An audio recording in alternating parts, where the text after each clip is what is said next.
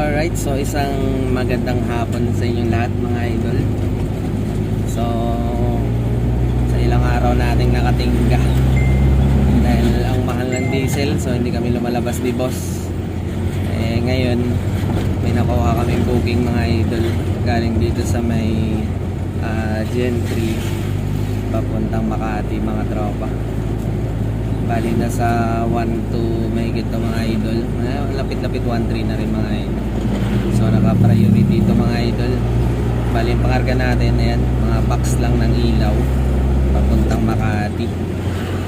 So sakto naman kasi meron tayong sideline bukas.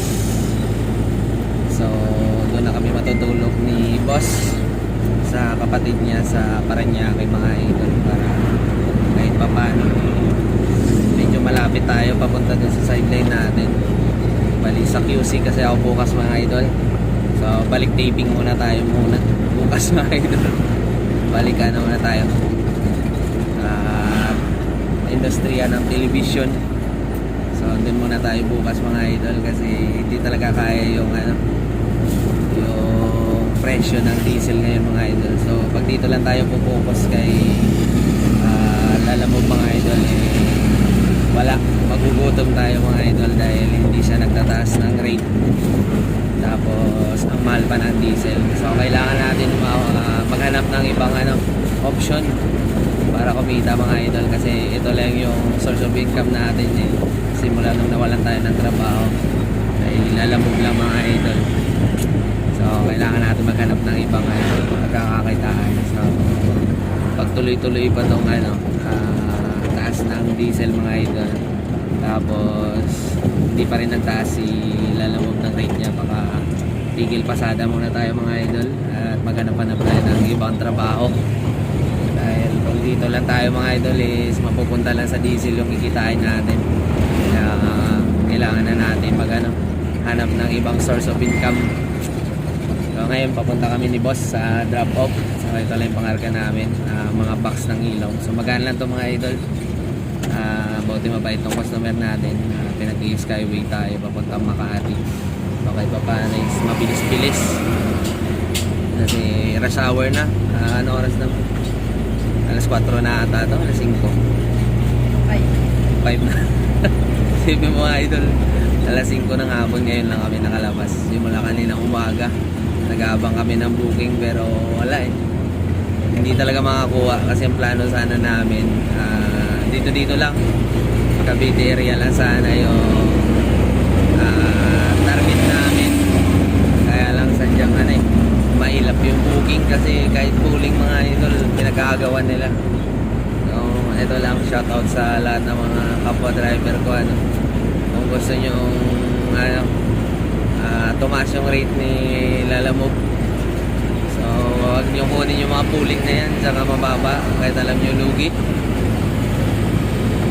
kasi pag panay-guwa pa rin kayo nyan malabong magtaas yan sila Lalamove ng rate, kasi isipin nila yan okay ba to, pinapatos pa nila yung pooling kahit mababa yung rate, so sabihin okay lang sa inyo.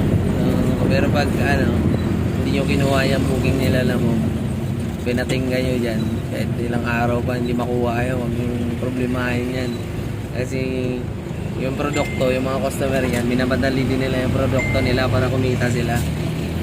Ganun lang yung mindset doon mga idol.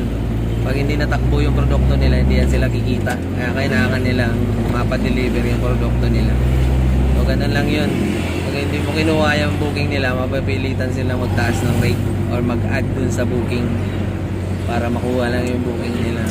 Nangyayari kasi kuha kayo ng kuha kahit alam nyo lugi, tapos magboboss kayo dun sa Sukmid na ano ba yan, wala mo lang concern sila lang. Doon kayo mag-iiyak na lugi kayo. Kagustuhan nyo naman yan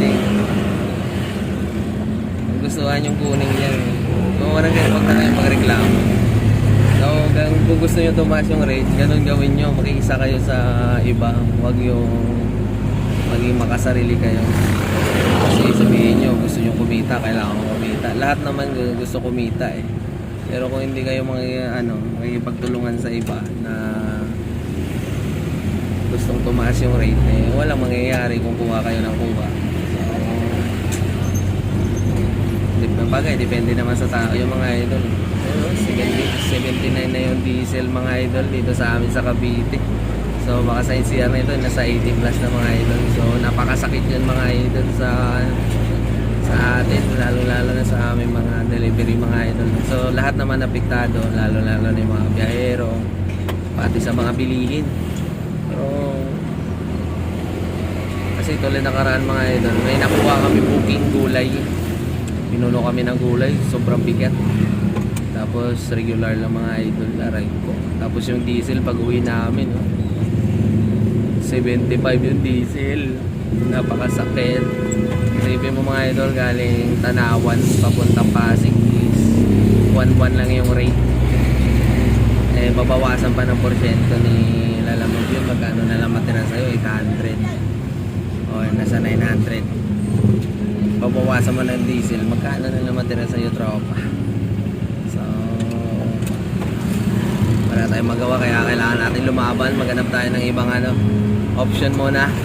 Hindi pwedeng dito lang iikot yung buhay natin mga idol. Kaya sa mga driver dyan na kapwa ko nagkabiyahe kay Lalamon, huwag kuha ng kuha mga idol kahit logi. Kaya mo yan matingga yung booking dyan, kasi mamimiyasa yan sila. Tignan mo yung lumalabas na booking ngayon, puro pooling, kasi kinukuha nyo pooling ng pooling yung mga booking, pinag-aagawan nyo.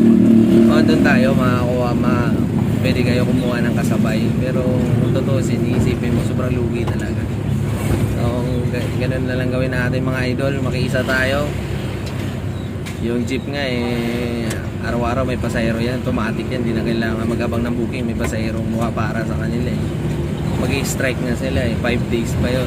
May mga pamilya din yan, same lang din naman tayo. Kaya nga nila gawin yun, tapos tayo hindi pwede. Kaya din dapat natin. So dapat makiisa tayo sa mga kasamahan natin na nananawagan na magtaas ng rate kay Lalamog. So pag ginawa natin lahat yun mga idol, magtutulong-tulungan tayo, lahat tayo makikinabang dito. So yun lang mga idol, hanggang dito lang muna at ihatid namin to.